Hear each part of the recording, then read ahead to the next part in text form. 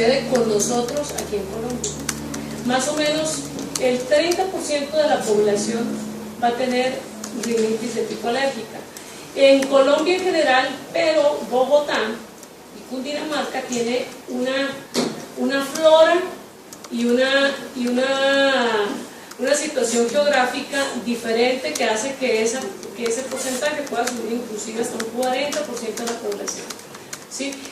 Más o menos, si ustedes empiezan a investigar en antecedentes familiares en la historia de los pacientes, un gran porcentaje de los pacientes que tienen rinitis alérgicas van a tener carga hereditaria para eso. Pacientes asmáticos o con pólipos o rinitis como tal. ¿Sí? Y por supuesto que las principales causas de esto son los ácaros, los pólenes y los mohos. Imagínense que antes, mire, estos son, digamos, en general la mayoría de los alergenos que más se encuentran en el ambiente. Pásate por favor la que sigue, que yo creo que ahí es a donde me voy a detener un poquito más.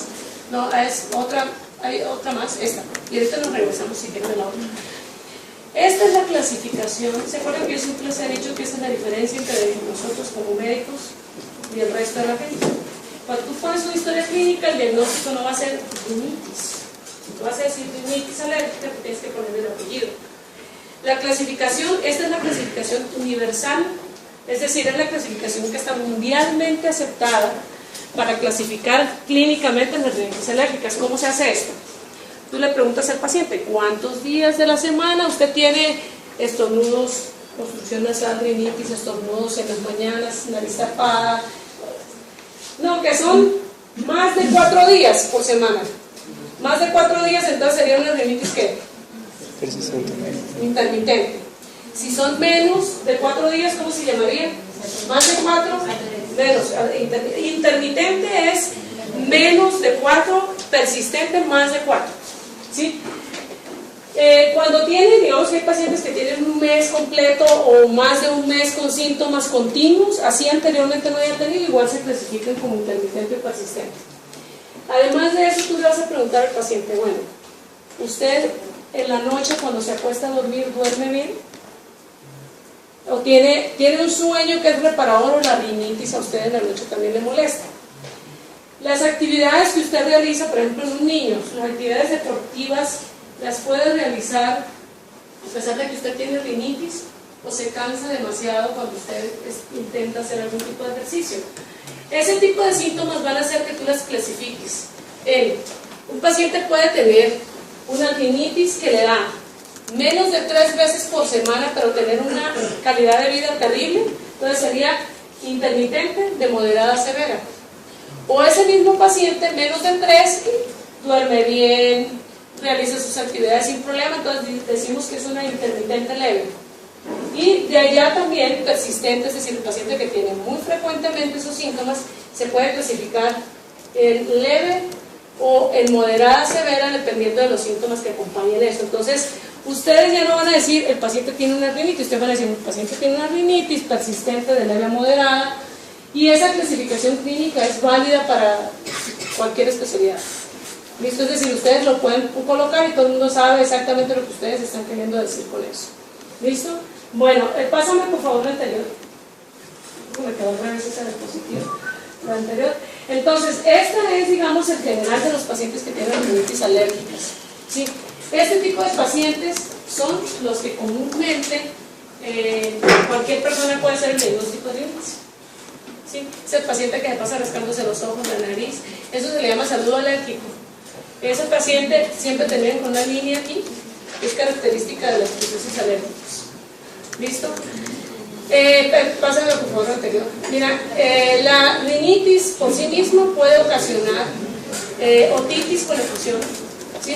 Puede ocasionar disfunción tubaria asociada, ¿sí? Y terminan obviamente con problemas a nivel pulmonar y todo. Cada día hay más estudios que hablan de que un buen tratamiento a nivel de un proceso asmático puede controlar mucho los problemas riníticos. Y al revés. Un control de síntomas alérgicos pueden hacer que se controle también el asma. ¿Listo? Bueno, esto es exactamente lo mismo que veníamos viendo en ese video que les pasé ahora. Es decir, toda esa cascada inmunológica se va a manifestar por diferentes vías en los síntomas que ustedes van a ver en los pacientes. ¿Sí? De esta diapositiva depende que ustedes comprendan por qué a algunos pacientes los antihistamínicos no les funcionan. No todos los pacientes darles loratadina les va a funcionar para las rinitis alérgicas. Hay solo un tipo de pacientes. Entonces, los pacientes que tienen únicamente, por ejemplo, estornudos o mucho prurito, ellos sí se benefician del uso de antihistamínicos. Pero si el síntoma principal del paciente es obstrucción, necesitan hacer otro tipo de manejo con ese paciente. La loratadina convencional no les va a funcionar. Esos pacientes tendríamos que pensar en colocar o spray de esteroides o adicionar vasoconstrictores. ¿Qué hace el vasoconstrictor? Desinflama los cornetes, exactamente. Al desinflamar los cornetes, quita la obstrucción nasal. ¿Listo? Porque no solamente actúa sobre los cornetes, actúa sobre todo el epitelio nasal. ¿Listo? Bueno, si quieres, pásame por favor la que sigue. Entonces esto es exactamente lo mismo, es decir, los mismos efectos, es decir, por eso tiene tanta relación con el asma, con la urticaria, con todo, porque realmente es la misma fisiopatología para todas las entidades, con ciertas diferencias, es la misma, por eso el tratamiento funciona en uno u otro sitio. ¿Listo? ¿Por qué es importante que uno sepa eso? Para no sobremedicar al paciente. ¿Sí? Si tú tienes un paciente con un tratamiento para el asma y ya le estás dando ciertos medicamentos, ¿para qué le pones además esteroides nasales?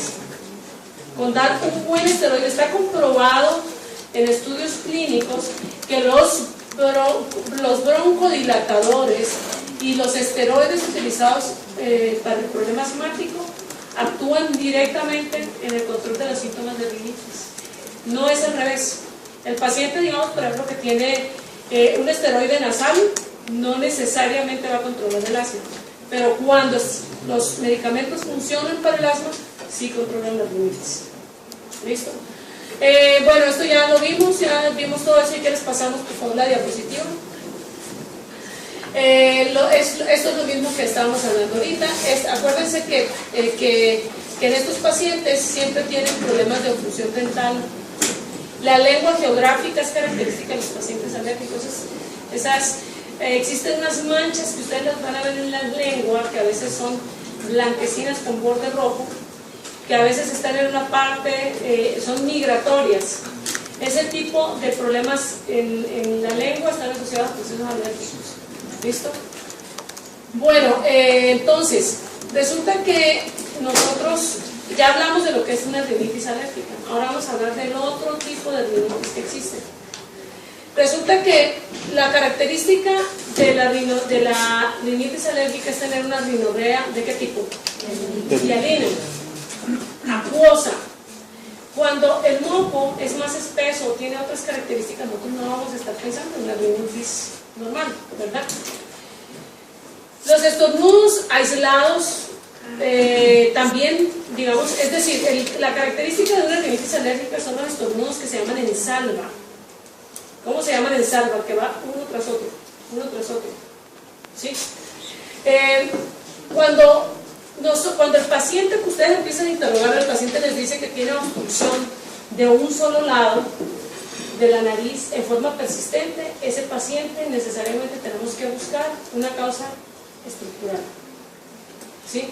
Las características de todo el proceso rinítico no tienen que limitarse a una sola cosa. Cuando el paciente habla de síntomas unilaterales, hay que buscar otras causas. ¿Listo? De todo esto quiero que se fijen en dos cosas. La fetidez nasal, ¿a qué dijimos que la podíamos asociar? Sí.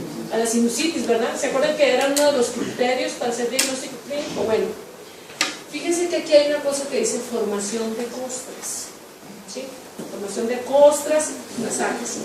Resulta que ustedes tienen un paciente que viene con obstrucción nasal y les refiere fetidez nasal y refiere que la nariz vive tapada. ¿Qué es lo primero que ustedes piensan? Una sinusitis. Ajá. Entonces, ustedes preparan al paciente, le hacen un TAC y el TAC sale normal. Y dicen, bueno, ¿y entonces qué fue? Y el paciente ustedes lo revisan y está lleno de costras en la nariz. ese paciente, pilas. Ese paciente seguramente tiene una enfermedad diferentísima de la nariz, que es una rinitis crónica. La formación de costras en la nariz no es característica de la sinusitis, no es característica de las rinitis normales, solo de las rinitis crónicas. Las rinitis crónicas van englobadas desde enfermedades granulomatosas, como la granulomatosis de Wegener, enfermedades infecciosas micóticas, es decir, tienen que ponerlos a ustedes a pensar en algo distinto. La granulomatosis de Wegener es una enfermedad que tiene origen autoinmune y tiene la característica de no solamente afectar nariz, sino que puede afectar a otro tipo de niveles, sobre todo a nivel pulmonar. Y resulta, pásame si quieres la que sigue, por favor. Creo que no puedo si vamos a ver, bueno, no, creo que, bueno, resulta que hay una entidad también, que, es decir, las rinitis también pueden ser ocasionadas por bacterias como la Klebsiella. Existen dos tipos particulares de Klebsiella que pueden dar ese tipo de formación de costras. Hay la Klebsiella oceanae, es decir, la que ocasiona la ocena, ¿sí? Y una enfermedad que aquí en Colombia, yo soy en México, es endémico, el escleroma respiratorio. Es decir, uno ve mucho paciente con rinitis crónicas en México, en cierta zona, ¿sí? En cierta zona cercana a Ciudad de México. Aquí yo he visto en 17 años que tengo viviendo aquí 3 casos, es decir, sí existen. No es tan común, pero uno tiene que pensar en eso, es decir, existe una Klebsiella, que es la Klebsiella rhinoescleromatis, que es la que ocasiona el escleroma respiratorio. El escleroma respiratorio es una enfermedad que afecta desde aquí hasta acá, pulmón, toda la vía respiratoria, y tiene 3 fases. La primera fase, ustedes no me van a hacer un diagnóstico diferencial entre un cuadro de catarro común a eso. Es decir, la primera fase se le llama la fase catarral. En esa no hay forma de que uno sepa de nada de eso. La segunda fase es una fase granulomatosa, que es cuando aparecen estas costras.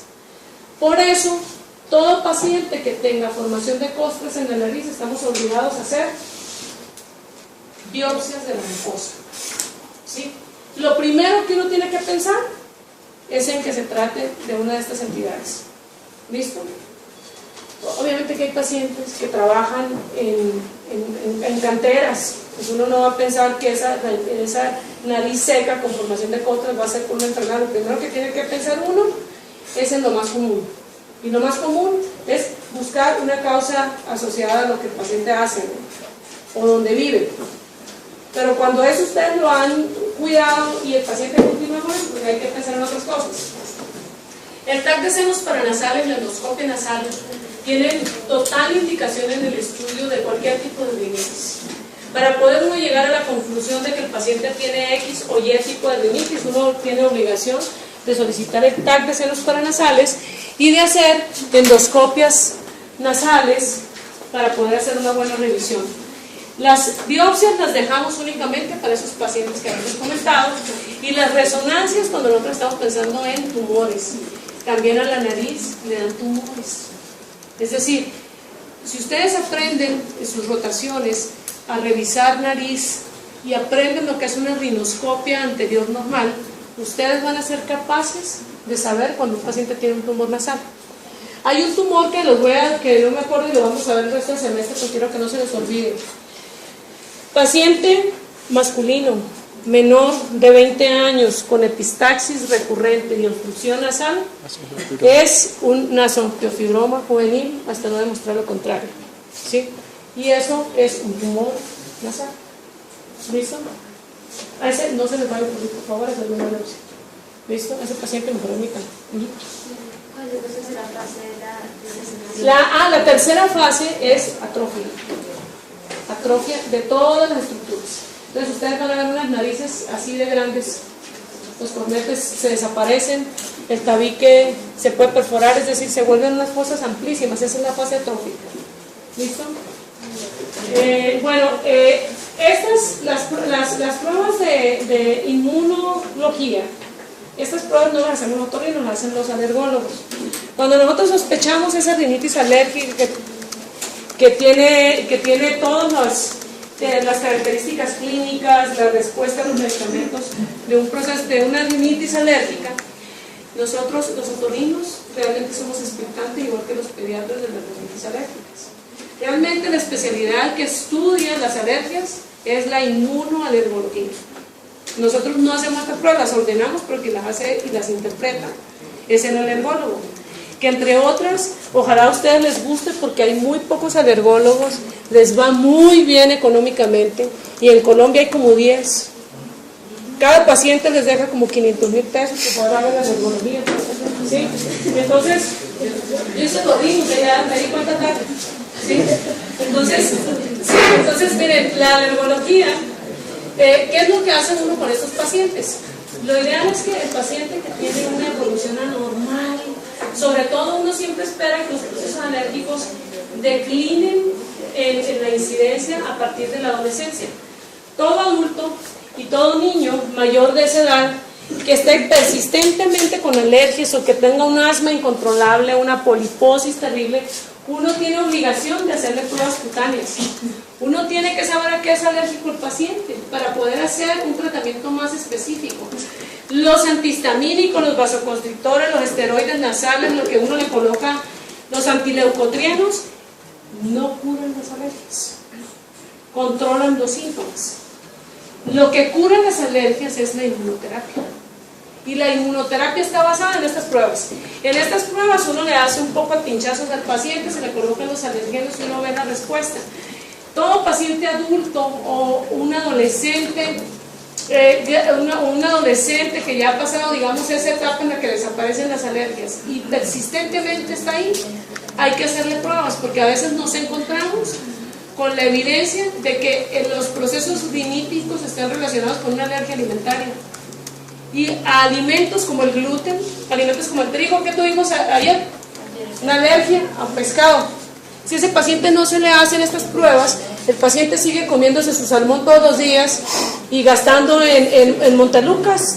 Es decir, no vamos a hacer absolutamente nada. Entonces, es importante en los pacientes que se salen de lo normal hacerles sus estudios para saber cómo vamos a abordar al paciente. ¿Listo?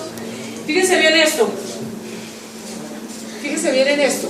Dice aquí que el 50 o 70% de los pacientes con rinitis crónica van a tener problemas, van a tener pruebas positivas en esos test de alergias.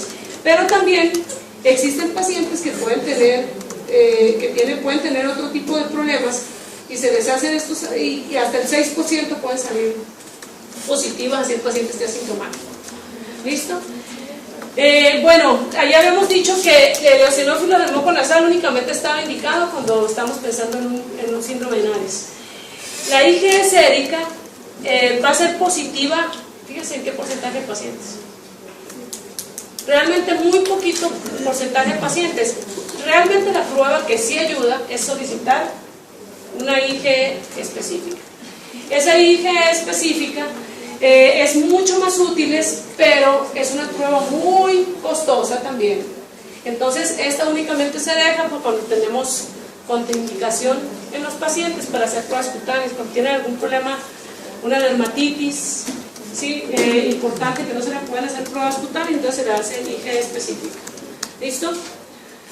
Bueno, complicaciones son todas igual que la sinusitis. Todo problema nasal crónico, una respiración oral permanente va a dejar problemas a todo nivel, desde apnea del sueño, sinusitis, problemas de otitis, todas las itis de otorrino. ¿Listo? Ya vimos esta diapositiva cuando vimos sinusitis, entonces no me voy a detener en esto. Ustedes saben que una rinitis se puede convertir en una sinusitis complicada por bacterias. Va a haber malformaciones craneofaciales. A ustedes no les da pesar, como médicos, que este paciente lo estuvieron viendo desde que tenía 3 años y lo dejaron respirando con la boca abierta todo el tiempo. ¿Sí? Cuando un paciente tenga, el ser humano es respirador nasal obligado. Por eso es una emergencia cuando un bebé nace con atresia de Coanas. Uno, como sea, tiene que abrirle un hueco a ese niño porque el humano nace para respirar por la nariz. Cuando una persona tiene respiración oral permanente, tiene muchas complicaciones asociadas y en la